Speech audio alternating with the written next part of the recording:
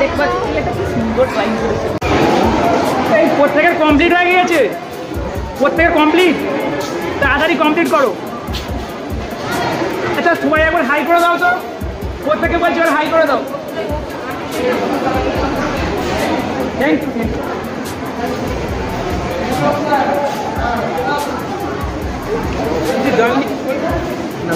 না না কিছু অন্তত বলুন যারা আমরা আমাদের যারা যে দর্শক আছে তারা যেন ড্রয়িং সম্বন্ধে যেন বোঝে, কারণ আমরাই হচ্ছে ড্রয়িংয়ের টিচার, আমরা ড্রয়িংয়ের টিচার বা ড্রয়িংয়ের সব কিছু অন্তত বলুন যদি আপনার যে কলেজে গেছে কিছু অন্তত যার করে। হ্যাঁ হ্যাঁ আমি এসে হয়ে বাচ্চা এসছে আগে খুবই আনন্দিত হয়েছি যে এতগুলো বাচ্চা আমরা রেডি করতে বাচ্চা এসছে সুন্দরভাবে ড্রয়িং করছে, এদের ভবিষ্যৎ আরও উজ্জ্বল হোক আমরা চাই, সুন্দরভাবে এটা মিশিয়ে এরা আরও ভালো দিকে আসবে।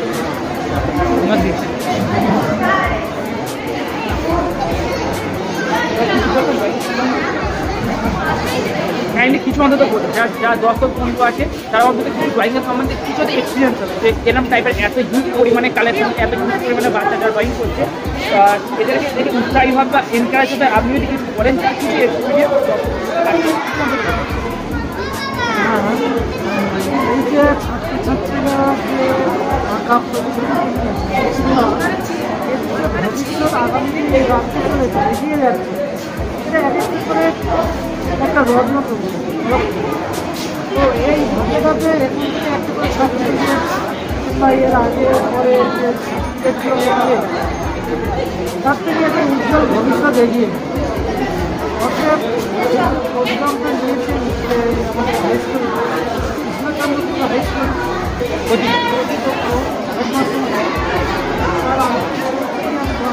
ধন্যবাদ জানাই আমার তরফ থেকে, যাতে এই বাচ্চাগুলো আরও করতে পারে। আগে বলার জন্য অসংখ্য ধন্যবাদ। তো আমরা পরবর্তী যারা বলবেন পরবর্তী ভেরিফিকায় চলে যাবো, তাদের কাছ থেকে আমরা ড্রয়িং কিছু ইনফরমেশন আমরা প্রত্যেকে হাই করো। গাইস তোমরা দেখতেই পাচ্ছি ছোটো ছোটো বাচ্চাদের প্রত্যেকের ড্রয়িং কমপ্লিট হয়ে গেছে, তো এরা এখন বসে আছে।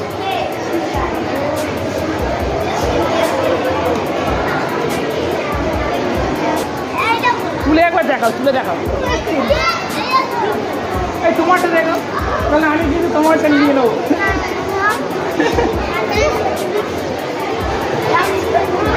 ড্রয়িং করছে না করে বাচ্চা বললে তাই পালাবে আমার থেকে। এই মেয়েটা কি সুন্দর গায়ে দেখতে পাচ্ছ, দেখি এটা রবীন্দ্রনাথ। গাইজ আমরা জানি যে রবীন্দ্রনাথ ঠাকুর তাকে জীবনের অনেকটা অংশ তাদের ঘরে বন্দি করে রাখা হয়েছিল। সে তার এই হচ্ছে দুর্গম জীবন থেকে রক্ষা পাওয়ার জন্য বা প্রত্যেকে রক্ষা করার জন্য একদম ওপেন পরিবেশে তার পাঠশালা খুলেছিল, যেটা আমরা শান্তিনিকেতন বলে জানি। সেখানে পুরো খোলা পরিবেশে প্রত্যেকে শিক্ষাগত শিক্ষা দেওয়া হতো। তো সেই রকম একটা চিত্র বা রবীন্দ্রনাথের আসল জীবনের একটা ছোট্ট কাহিনী এই বাচ্চাটা ড্রয়িংয়ের মাধ্যমে খাতায় উপস্থাপন করে। তুমি কিছুটা ঠিক বলেছি। শান্তিনিকেতনে রবীন্দ্রনাথ হচ্ছে নৌকা হচ্ছে, তাই তো? লিখছে নৌকা করে প্রকৃতির দৃশ্য নিয়ে কিছু লিখছে। এ চাপা দিয়ে রেখেছে কেন?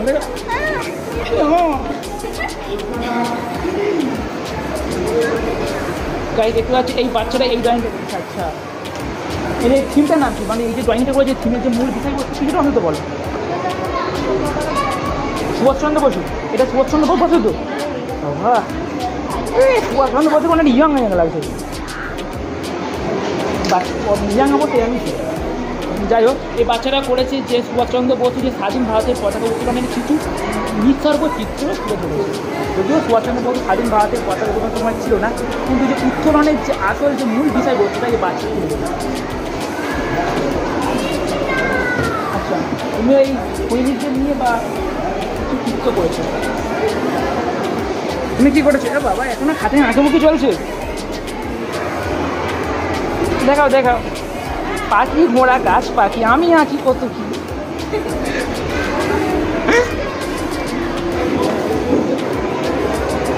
ইয়ে কি করছি বাবু, কি করছো তুমি? আচ্ছা ক্ষুদিরাম গাইছে এই যে বাচ্চারা করেছে যে ক্ষুদিরাম বসু যে হাতির যে চিত্রটা দুঃখের যে চিত্রটা সেইটা খাতায় মানুষের কাছে তুলে ধরেছে অঙ্কন পদ্ধতির দ্বারা। দেখো একটুখানি দেখো, করো করো, আমি আছি। হ্যাঁ, এইটা আমি ইউটিউবে দেখেছি।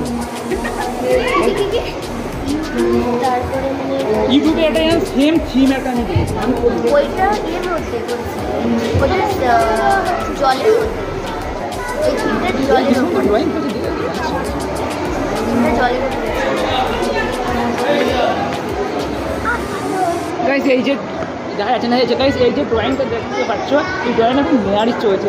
পরে দেয়াল আছে, দেয়ালের মধ্যে মেয়ের রাখতে ভালো লাগে, পুরো দেয়ালটা এরকম পুরো কালারে ভর্তি, মানে ড্রয়িংয়ের পেজে ভর্তি, বেশ দেখতে বেশ ভালো লাগে। ঘরে ভালো ওই হয়েছে। করতাম বলে কীভাবেই না খেতাম ঘরে। তোমারটা দেখা যাবে সবাই কেন ওরা যাচ্ছে আমার এই দেখবা, এটা কি সুন্দর ড্রয়িং করেছে। আচ্ছা, প্রাকৃতিক দৃশ্য, গ্রাম বাংলার প্রকৃতিক ও সুন্দর দৃশ্য তুমি ড্রয়িংয়ে তুলে ধরেছো।